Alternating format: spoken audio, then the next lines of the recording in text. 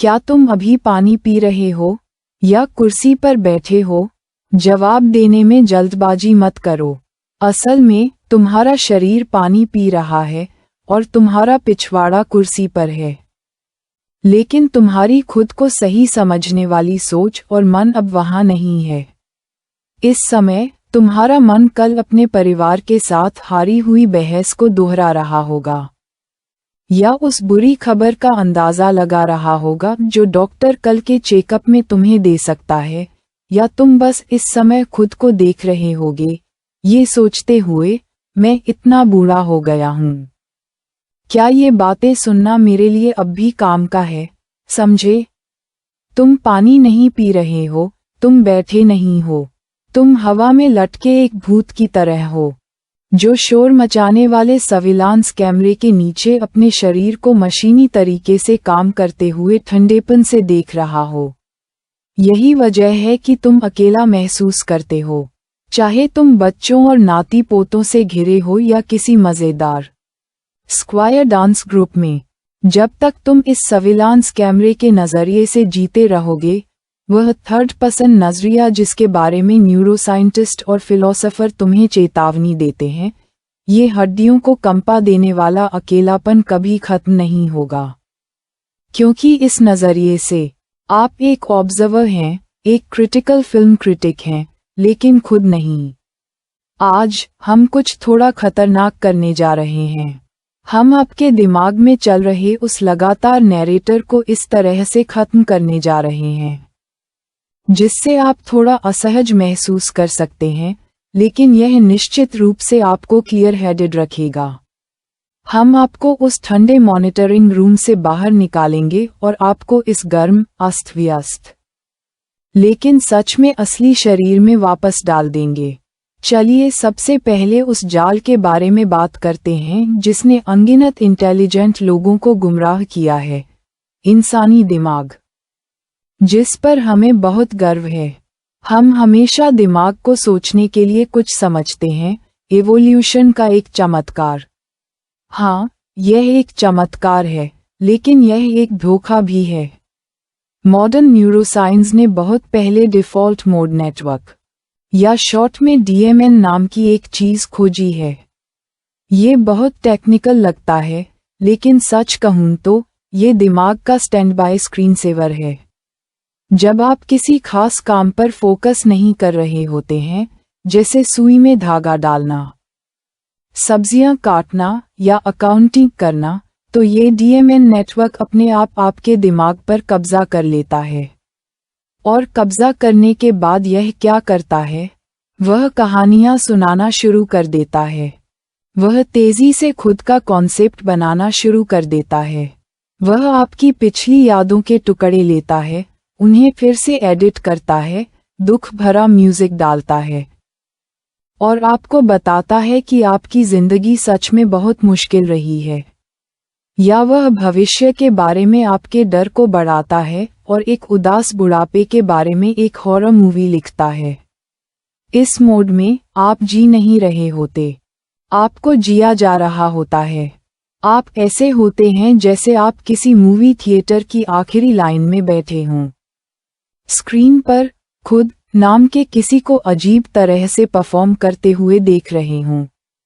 फिर आप तेजी से अपने मन में कमेंट्स भेजते हैं। तुमने गलती की, तुम्हें ऐसा नहीं कहना चाहिए था, देखो तुम कितने शर्मिंदा हो। ये थर्ड पर्सन पर्सपेक्टिव का अत्याचार है। जरा सोचिए, क्या उम्र बढ़ने के साथ इस हालत में आना आसान नहीं हो जाता? जब आप जवान होते हैं तो काम आपको फोकस करने के लिए मजबूर करता है और केपीआई आपको फर्स्ट पर्सन में प्रॉब्लम सॉल्व करने के लिए मजबूर करते हैं। उस समय आपके पास अकेले रहने का टाइम नहीं होता, आप बस थके होते हैं। लेकिन जब आप रिटायर हो जाते हैं और आपके पास खाली टाइम होता है, तो बाहर का प्रेशर गायब हो जाता है और आपके दिमाग का वह खराब डिफ़ॉल्ट मोड पूरी तरह से खुल जाता है। आप सोफे पर बैठते हैं, हाथ में रिमोट कंट्रोल, टीवी पर क्या चल रहा है इससे बिल्कुल अनजान। आपका दिमाग पहले ही उड़ चुका होता है, सालों पहले के पछतावों में, मौत के डर में। इसे एब्सेंट माइंडेड होना कहते हैं। पुराने चीनी अक्षर सच में जहरीले होते हैं। अगर आत्मा शरीर में नहीं है तो घर और शरीर खाली हैं। आप ठंडा और अकेला महसूस क्यों नहीं करेंगे? इसलिए अपने अकेलेपन का इल्जाम अपने बच्चों पर डालना बंद करें कि वे अक्सर घर नहीं आते, और अपने जीवनसाथी पर इल्जाम लगाना बंद करें कि वे आपके दिल को नहीं समझते। भले ही वे हर दिन आपके आसपास घूमते हों, जब तक आप थर्ड पर्सन नजरिए से फंसे रहेंगे, तब भी आपको अपने आसपास एक रुकावट महसूस होगी। ऐसा इसलिए है क्योंकि आप उन्हें उस शरीर से प्यार करते हुए देख रहे हैं, खुद प्यार महसूस नहीं कर रहे हैं। डायमेंशन में फर्क है, इतना बड़ा फर्क जितना नर्क और धरती के बीच की दूरी। क्या यह एक बंद गली जैसा नहीं लगता? हमारा दिमाग लाखों सालों में इस तरह डेवलप हुआ है कि हमें भविष्य की कल्पना करने और अतीत पर सोचने की काबिलियत मिली है, लेकिन अब ये काबिलियत उल्टी पड़ रही है, जिससे हम शांति का एक पल भी नहीं जी पा रहे हैं। चिंता न करें, क्योंकि ये दिमाग का बिछाया हुआ जाल है, इसलिए हमें इसके लॉजिक से आज़ाद होने की ज़रूरत है। इस पॉइंट पर हमें एक पुराने दोस्त को बुलाने की ज़रूरत है, किसी साइंटिस्ट को नहीं, बल्कि 1000 साल से भी पहले के एक गुस्सैल बूढ़े साधु, ज़ेन मास्टर झाओ झोउ को। एक मशहूर ज़ेन कोआन है, गो ड्रिंक टी, जहाँ एक नए आए साधु के मन में गहरे सवाल थे। बुद्ध क्या हैं? पैट्रियार्क के पश्चिम से आने का क्या मतलब है? मैं दुख से बचने के लिए खुद को कैसे सुधार सकता हूँ? इस साधु को देखो, वह तीसरे व्यक्ति के नजरिए से एक आम शिकार है। वह वर्तमान में नहीं जी रहा है, वह इस सोच में जी रहा है कि मैं बुद्ध बनना चाहता हूँ। वह अपने आज को देख रहा है, उसे लग रहा है कि वह काफी अच्छा नहीं है और एक बेहतर बुद्ध बनना चाहता है। ज़ेन मास्टर झाओ झोउ ने क्या जवाब दिया? उन्होंने उससे कोई तर्क नहीं किया, फिलॉसफी पर बहस नहीं की, बल्कि बस कहा, जाओ चाय पियो। बहुत से लोग इसका मतलब कुछ ऐसा निकालते हैं कि आम मन ही रास्ता है, जो बहुत ज्यादा लिटरेरी है। सीन को फिर से बनाने की कोशिश करें। 1000 साल पहले टेम्परेचर कंट्रोल्ड पानी के डिस्पेंसर नहीं थे और चाय शायद बहुत ज्यादा गर्म थी। जैसे ही साधु ने चाय का कप उठाया, गर्म चाय उसके होंठों को छू गई, जलती हुई। उसी पल एक चमत्कार हुआ। उस 1 सेकंड में साधु का बुद्ध के बारे में कॉन्सेप्ट, इस बात की उसकी चिंता कि क्या उसे ज्ञान मिल पाएगा, अतीत और भविष्य के साथ उसकी उलझन, सब कुछ तुरंत टूट गया। उसकी चेतना, वह तेज गर्मी, हिंसक रूप से और बिना किसी शर्त के थर्ड पर्सन मॉनिटरिंग रूम से नीचे खींची गई और होंठों पर first person point of contact पर जोर से दबा दी गई। उस जलते हुए पल में कोई देखने वाला नहीं था, कोई देखा हुआ नहीं था, सिर्फ शुद्ध गर्मी थी। उस पल आत्मा अपने घर लौट गई। उस पल वह अकेली नहीं थी, क्योंकि वह दर्द में पूरी दुनिया में मिल गई थी। चाय पीने जाने का यही असली मतलब है। ये चाय की तारीफ करने की शान के बारे में नहीं है। ये दिमाग के लगातार बीप करने वाले डीएमएन नेटवर्क को तोड़ने के लिए मजबूत सेंसरी स्टिम्युलेशन का इस्तेमाल करने के बारे में है। क्या अब आप समझे? हम इसलिए दुख झेलते हैं क्योंकि हम सोचने पर बहुत ज्यादा निर्भर रहते हैं और अपने सेंस को नजरअंदाज करते हैं। हमने अपनी शुरुआती भावनाओं को दबाने और उनका मतलब निकालने के लिए एक बहुत ज्यादा सोफिस्टिकेटेड सेरेब्रल कॉर्टेक्स डेवलप कर लिया है। अब हमें ठंड नहीं लगती, हम मौसम से शर्मिंदा महसूस करते हैं। अब हमें दर्द महसूस नहीं होता। क्या ये बीमारी मेरी सेविंग्स को कंगाल कर देगी? अपनी शुरुआती भावनाओं के ऊपर हमने कभी न खत्म होने वाली थर्ड पर्सन कहानियों और जजमेंट्स की परतें बना ली हैं। ये कहानियां दुख का सोर्स हैं। ज़ुआंगज़ी ने ये बहुत पहले देखा था। उन्होंने लकड़ी के मुर्गे की तरह सुस्त, सूखे पेड़ की तरह चलने वाला और मृत राख जैसा दिल होने की बात कही थी। ये बातें अब बेइज्जती या डिमेंशिया के लक्षण लगती हैं, लेकिन ये एक बहुत ऊंचे दर्जे की जिंदगी दिखाती हैं। इसका मतलब है कि इंसान की आत्मा अब बाहर नहीं भटकती, अब अपने आसपास की दुनिया या खुद को जज करने में बिजी नहीं रहती, बल्कि मुट्ठी पीछे खींचने की तरह है। सारा ध्यान अंदर की ओर खींचती है। क्या आपने कभी बिल्ली को देखा है? बिल्लियां कभी अकेली नहीं होती। खिड़की पर धूप सेंकती हुई बिल्ली बस खुद ही धूप सेंक रही होती है। यह नहीं सोचता, क्या धूप बहुत तेज है? क्या मेरे बाल धूप में अच्छे दिख रहे हैं? क्या पड़ोसी का कुत्ता मुझ पर हंस रहा है? बिल्लियां हमेशा फर्स्ट पर्सन में रहती हैं। उनकी पूंछ हिलती है और वे उन पूंछों में होती हैं। उनकी गुर्राहट गूंजती है और वे उन गुर्राहटों में होती हैं। वे अलग नहीं हैं, इसलिए वे अकेली नहीं हैं। लेकिन हम इंसान, जो सबसे समझदार जीव हैं, हर चीज का मजाक बन गए हैं।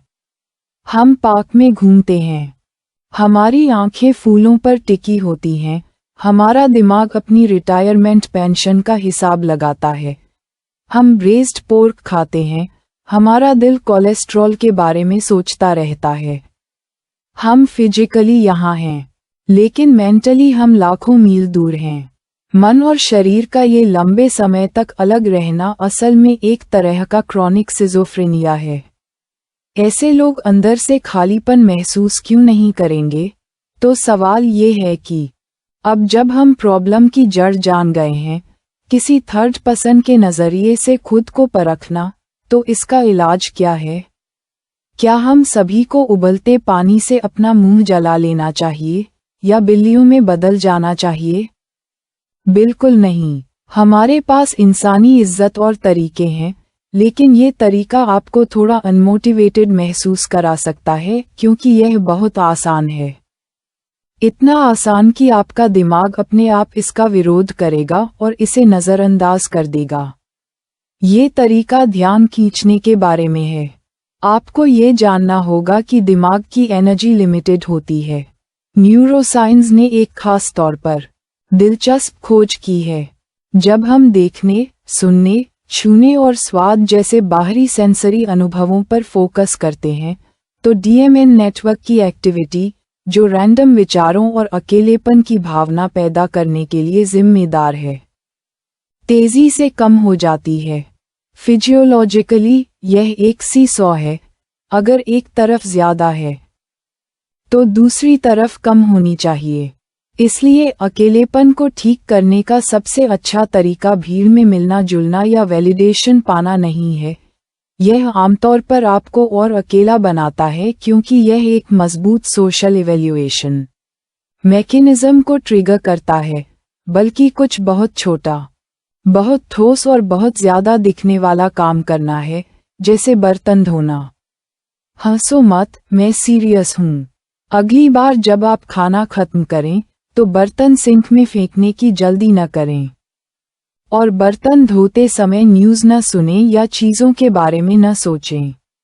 बर्तन धोने को सर्जरी की तरह समझने की कोशिश करें। यह आत्मा को तरोताज़ा करने वाला काम है।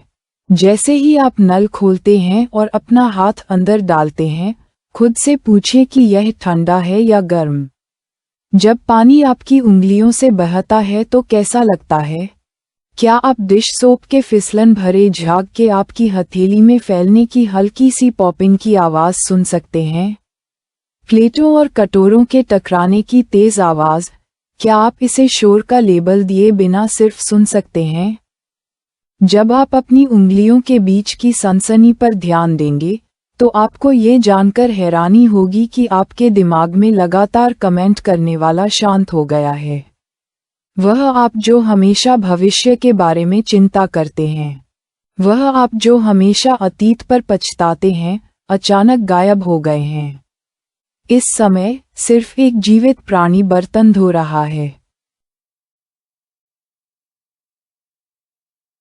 एक प्योर एक्शन, ये फर्स्ट पर्सन की तरफ लौटना है। इस हालत में कोई अकेलापन नहीं होता, बस अभी के पल की पूर्ति होती है।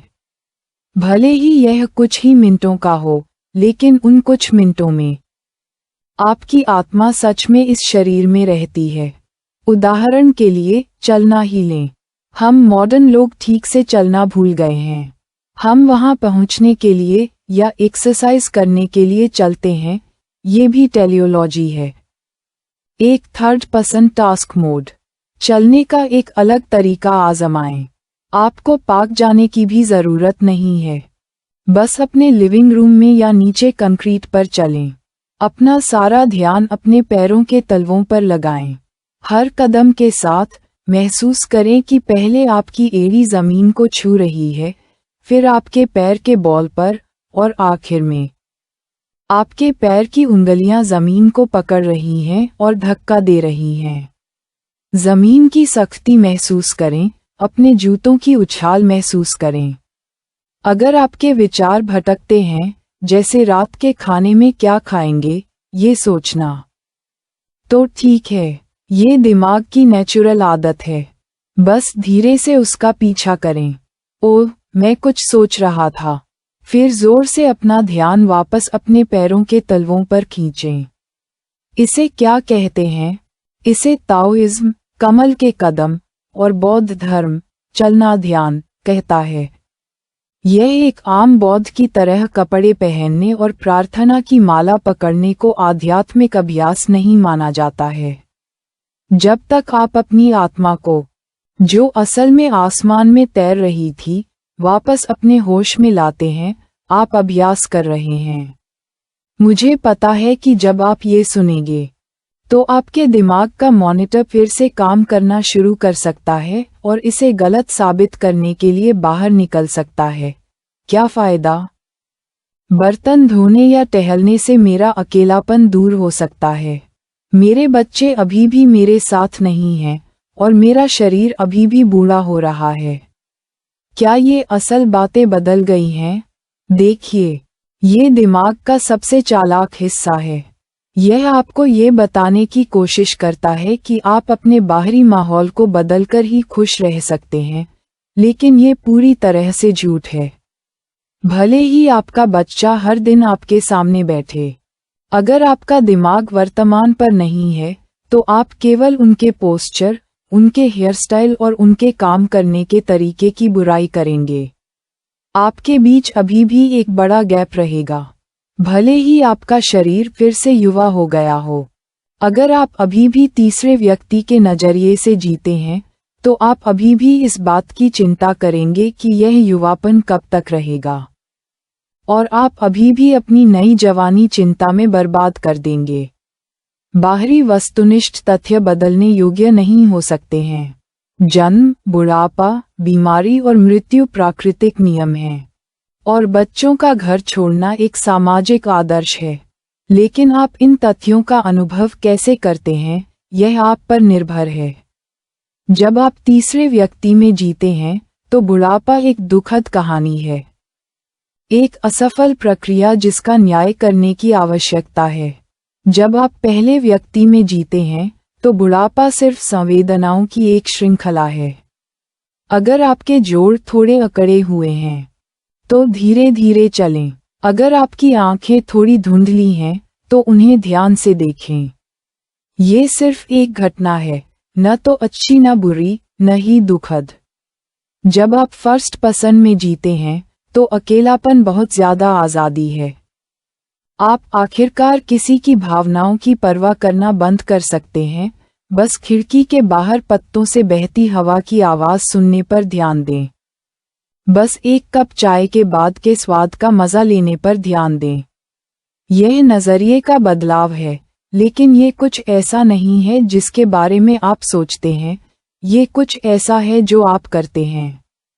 ये कुछ ऐसा है जिसे आप अपने फिजिकल सेंस के जरिए जीते हैं।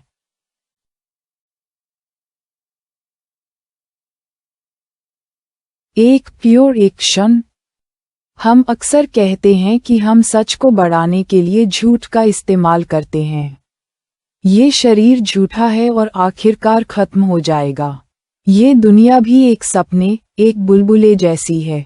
लेकिन इस सपने से जागने से पहले आपके सेंस ही वो रस्सी हैं जिसे आप पकड़ सकते हैं। इस रस्सी का एक सिरा आपकी गुजरती हुई आत्मा से बंधा है और दूसरा सिरा इस पल की सच्चाई से बंधा है। अगर आप इस रस्सी को ढीला कर देते हैं और अपने दिमाग को आपको कल्पना के अतीत और भविष्य में ले जाने देते हैं, तो आप एक अकेले भूत हैं। अगर आप सिंहासन पर भी बैठ जाते हैं, तो भी आप अकेले रहेंगे। अगर आप इस रस्सी को कसकर पकड़ते हैं और इस पल में हर स्पर्श, हर आवाज और हर नज़ारे को मजबूती से पकड़ते हैं, तो आप एक अविचल बुद्ध हैं। अगर आप जंगल में भी बैठ जाते हैं, तो भी आप पूरी तरह से पूरे होंगे। उस थर्ड पर्सन डायरेक्टर के झांसे में अब और मत आना। आपकी जिंदगी के बारे में उसका मेलोड्रामेटिक नाटक, भले ही स्क्रिप्ट दिल को छू लेने वाली हो, असली नहीं है। असली जिंदगी सिर्फ यही पल, यही जगह और यही होना है। शायद आपको ये बहुत मुश्किल लगे, ऑडियंस मेंबर होने के आदी होने के कारण। अचानक हीरो के तौर पर स्पॉटलाइट में आने से आपको स्टेज पर डर, बेचैनी और दिमाग में रुकावट महसूस हो सकती है, जो आपको लगातार उस आरामदायक, हालांकि दर्दनाक, जाने पहचाने ऑब्जर्वेशन के तरीके की ओर खींचता है। कोई बात नहीं, यह एक लंबी खींचतान है। आपको रातों रात संत बनने की जरूरत नहीं है, नहीं आपको 24/7 माइंडफुलनेस बनाए रखने की जरूरत है। आपको बस हर दिन उस बहुत ज्यादा अकेलेपन और सबसे गहरे खालीपन के पल में अचानक जागरें, खुद को जोर से ब्रेक लगाएं और खुद से कहें, रुको, वह नैरेटर फिर से बकवास कर रहा है। फिर पास में कुछ भी पकड़ें, यहाँ तक कि एक संतरा भी, उसे छीलें, छोटी छोटी कलियों और पत्तियों को फूटते हुए देखें, तीखी लेकिन ताज़ा खुशबू सूंघें, एक टुकड़ा अपने मुंह में डालें, उसे काटें और अपनी जीभ पर मीठे और खट्टे रस को फूटते हुए महसूस करें। मीठे और खट्टे के उस धमाके के उस पल में खुद से पूछें, मेरा अकेलापन कहाँ है? आप पाएंगे कि उस पल में अकेलेपन को बसने के लिए जगह नहीं मिल पाती, क्योंकि उसे जरूरत होती है, समय खदबदाती है, अवधारणाओं के निर्माण की जरूरत होती है, लेकिन वर्तमान क्षण के शुद्ध अर्थों में न कोई समय है, न कोई अवधारणाएं, केवल जीवंत जीवन शक्ति है। हम अपना जीवन इस दुनिया में भागते हुए बिता देते हैं, अनिवार्य रूप से घर से भागते हुए, प्रसिद्धि के लिए, चेहरे के लिए, दूसरों की अपेक्षाओं के लिए। हम अपनी आत्माओं को अपने शरीर से बाहर निकाल देते हैं, उन्हें शून्य में भटकने देते हैं। अब घर जाने का समय हो गया है। इस घर के लिए टिकट की जरूरत नहीं है, यात्रा की जरूरत नहीं है। यह आपकी त्वचा के भीतर है, आपकी सांसों के बीच है। अपने जीवन के अंतिम क्षण तक अस्पताल के बिस्तर पर लेटे रहने, दर्द द्वारा अपने शरीर में वापस जाने का इंतजार न करें। केवल अफसोस के साथ यह जानने के लिए कि आपने कभी वास्तव में जीवन नहीं जिया, बल्कि अपनी नाक के छेदों के बीच अंदरूनी दीवारों पर रगड़ महसूस करें। अपनी छाती के गुब्बारे की तरह फैलने का हल्का सा तनाव महसूस करें, अपने शरीर से निकलती हवा की गर्मी महसूस करें। अगर आपको यह महसूस होता है, तो बधाई हो। इस पल में आप न तो बीते हुए कल में हैं, न भविष्य में, न दूसरों की नजरों में, न ही किसी अकेली कहानी में। आप घर पर हैं। यह एहसास कुछ देर का हो सकता है, और आपका मन तुरंत वापस आकर पूछेगा, इसका क्या मतलब है? उसे नजरअंदाज करें, मुस्कुराएं और अपनी अगली सांस महसूस करते रहें या अपने लिए एक गिलास पानी डालें, पक्का करें कि वह गर्म हो।